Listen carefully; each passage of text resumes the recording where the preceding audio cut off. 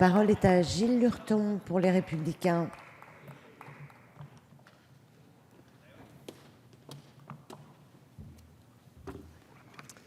Merci Madame la Présidente, Madame la Ministre, Monsieur le Ministre, Madame et Messieurs les rapporteurs, mes chers collègues. 70 ans après sa fondation, notre sécurité sociale est devenue un pilier de notre nation. Nous devons en être fiers. Nous devons aussi savoir la préserver pour les générations à venir. C'est pourquoi je concentrerai mon intervention sur votre politique familiale.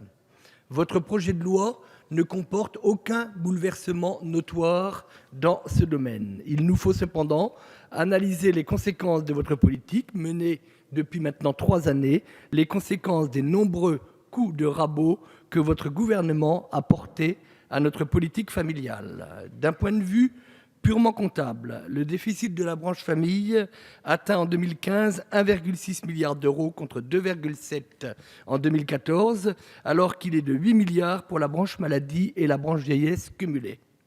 Vous vous attaquez donc au plus petit déficit des 3 piliers de la protection sociale française. En d'autres termes, la branche famille continue de trinquer pour renflouer les autres déficits.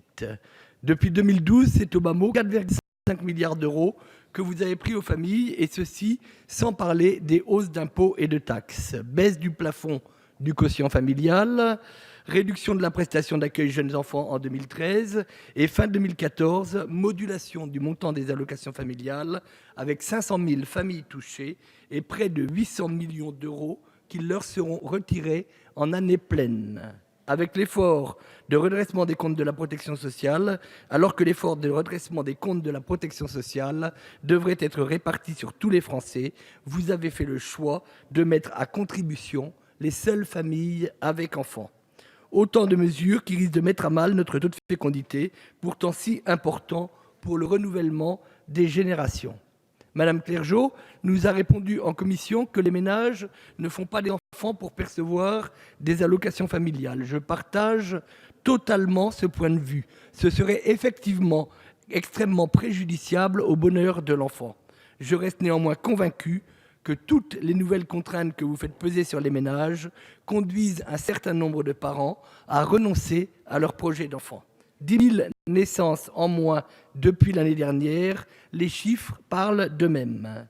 Obliger les parents à partager leur congé parental alors qu'ils devraient pouvoir avoir la liberté de choisir l'organisation qui leur convient le mieux en est un bel exemple. Et il est vrai que certains points de votre projet de loi retiennent mon approbation. La possibilité donnée à l'article 31 pour les caisses d'allocation familiale et la mutualité sociale de verser des pensions alimentaires dues aux parents isolés qui ne parviendraient pas à l'obtenir de leur ex-conjoint constitue pour moi une mesure juste et nécessaire. Attention cependant à ne pas déresponsabiliser le conjoint défaillant et tomber ainsi dans l'assistanat. De même, Madame la Ministre, Madame Touraine a donné suite à mon interrogation sur la situation des marins résidant en France et travaillant à bord des navires immatriculés à l'étranger. Mais si j'ai pu dans un premier temps approuver votre article 19, il semble qu'il pose plus de problèmes qu'il n'en résout. J'y reviendrai au cours de la discussion, mais d'ores et déjà, je ne pense pas que cet article puisse être adopté en l'état. Pour conclure, si ce projet de loi présente un budget de la branche famille avoisinant l'équilibre, il ne nous paraît pas répondre aux exigences d'équilibre des comptes de la sécurité sociale. Certes, et vous n'avez pas manqué de nous le rappeler en commission, le déficit de la sécurité sociale devrait atteindre 12,8 milliards d'euros cette année, alors qu'il était de 21 milliards d'euros au moment de l'élection de François Hollande. C'est sans doute oublier les inquiétudes qui pèsent sur la branche maladie, avec un déficit prévisionnel de 7,5 milliards d'euros, alors qu'il était de 5,9 milliards en 2012 et de 6,4 en 2014.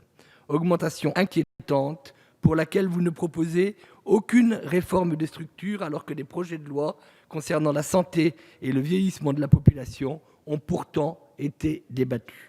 Augmentation inquiétante aussi, alors que les besoins non satisfaits restent très importants. En matière de développement des soins palliatifs, Madame Touraine nous a annoncé en commission un plan de 40 millions d'euros.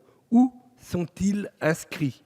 En matière d'accueil dans les structures spécialisées des personnes handicapées, nous avons tous été alertés sur la situation alarmante de nombreuses personnes sans solution d'accueil. En matière de places de crèche dans nos collectivités, trop de familles ne savent pas comment faire garder leurs enfants alors qu'il semblerait que des assistantes maternelles restent sans travail.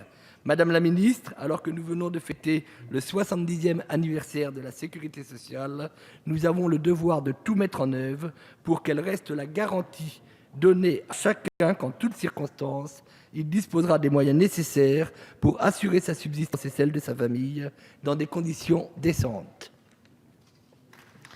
Merci. Pour le groupe écologiste, la parole est à